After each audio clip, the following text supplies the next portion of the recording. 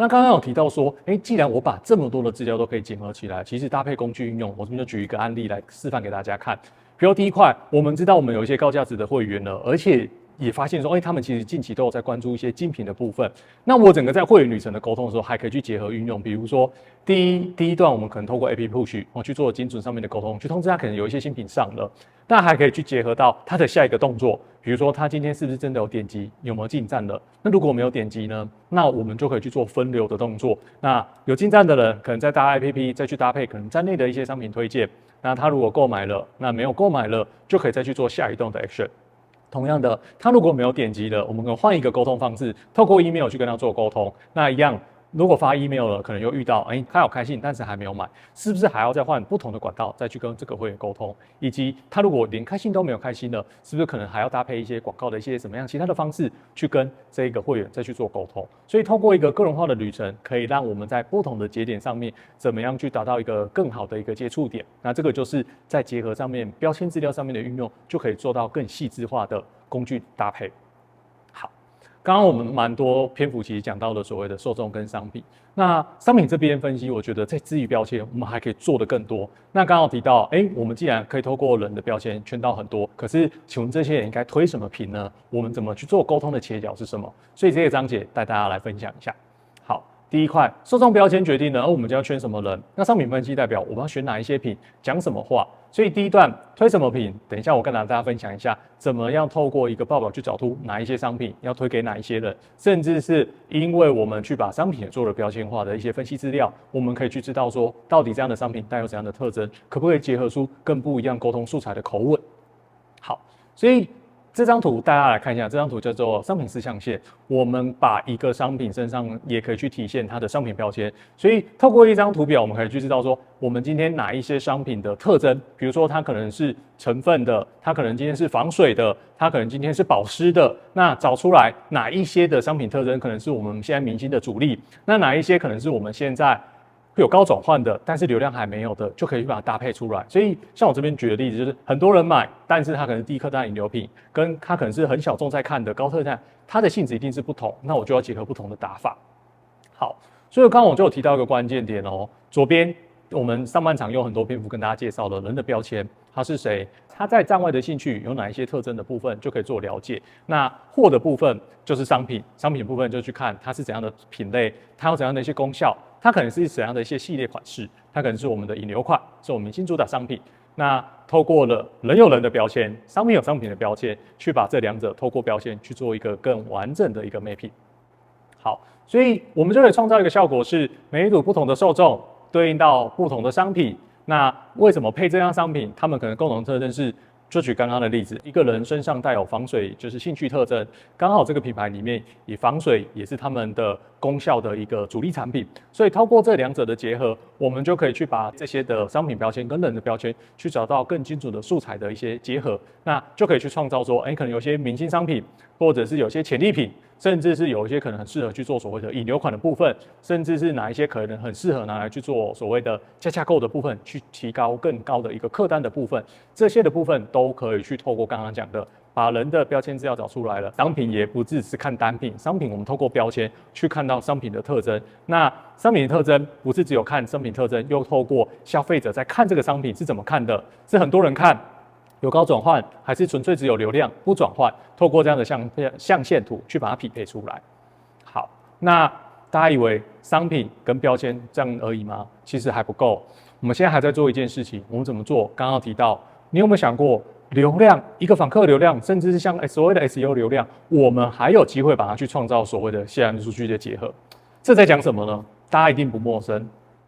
品牌今天很多品牌其实在经营 SEO。透过 SEO 打造了很多访客竞争的流量，但我们今天结合 CDMP 的数据，我们还可以创造一件事情是什么？我带大家来看这4个步骤。第一个步骤是透过 SEO 把流量导进来之后呢，透过 CDMP 我们做一件事情是，我们可以去辨识出来这些流量进来的这些站内行为，这些会员，他们可能有收了哪些字词，他们可能也在读所谓的这些 SEO 的文章。那我们透过进站有符合这些行为条件的人，看这些文章的人，我们可以去做所谓刚刚讲的贴标，我们去贴出来这些进站的人身上有怎样的兴趣标签、商品标签、发票数据、餐饮数据、去匹配，甚至是还可以进一步去匹配出来，这一群人可能是访客吗？还是他们其实是有会员的？所以我就可以去洞察他的完整的轮廓，知道他的购买行为、账外的兴趣。那我可以去做分群，是真的没有买过的访客，还是只有买过一次，甚至买过多次的忠诚客？结合了刚刚我介绍过的 CTP 的账外数据，哇，原来这群人是长这样，所以我就可以把人分群。分群之后，其实我们接下来就要去做所谓的动员沟通。那可能再搭配首购客，可能要推的是首购的部分。那回购客可能是不同的购买周期去推回购。那今天可能是是我们忠诚客，那忠诚客可能我们就可以优先去说，定期或我们不定期会有一些新品的部分，可以去优先培养给这些忠诚客，可能有优先试穿啊，甚至是可以针对可能是有 VIP 会员一些权益升等的部分，去做后面的动员的一些创造了更好对应这些转换效益，让我们一路从访客变会员。会员变首购客，首购客创造回购客，回购客可以一买再买，买得更多，创造这样一个循环。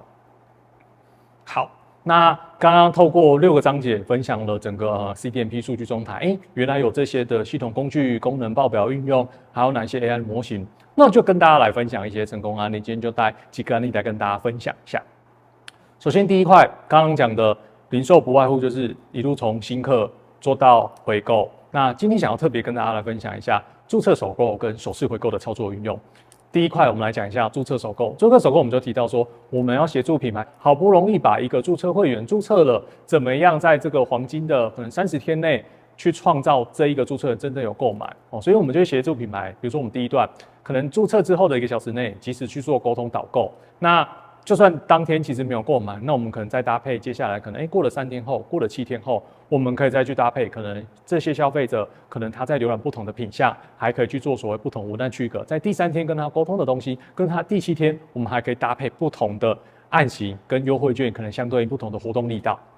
那当然，随着时间就会更加的递减它的购买效益。那我们也可以再去做所谓的，可能快接近30天，可以去做最后的沟通。那这时候当然还可以去搭配刚好提到了 CDMP， 还有所谓的这些所谓的账位数据，我们还可以针对说，这些人虽然还没有做购买，你不知道他喜欢买什么，可是这时候就可以善用所谓 CDMP 账外的这些数据，可以去了解原来这些注册还没有购买的人，他们可能对于在购买商品上面会不会有哪一些偏好，那么他们可能是怎样的一群的轮廓的人，透过这样子可不可以去创造更好的一个案型，更有效的去进攻这一群所谓的注册未购的会员。好，那也不单单只是把我们刚刚讲的这些不同的周期的脚本设定好，还有一个关键点环节是，你有没有真正去认识原来你的首购客人到底喜欢买的特征是什么？所以像我们在这张图表里面，其实就透过 CDMP 的商品标签，我们去把所有的首购客人去找出来。原来像这样的一个情境案例举例，他的首购客人其实偏好可能是 PDM 这样的一个成分，那他们喜欢商品可能是有面膜，那以及可能还有一些像什么抗老紧致，像这样的所谓的沟通诉求场景，是某一个品牌可能他们现在在供首购客最好的一个商品标签的一个方程式。所以我们就可以透过这个方式，我们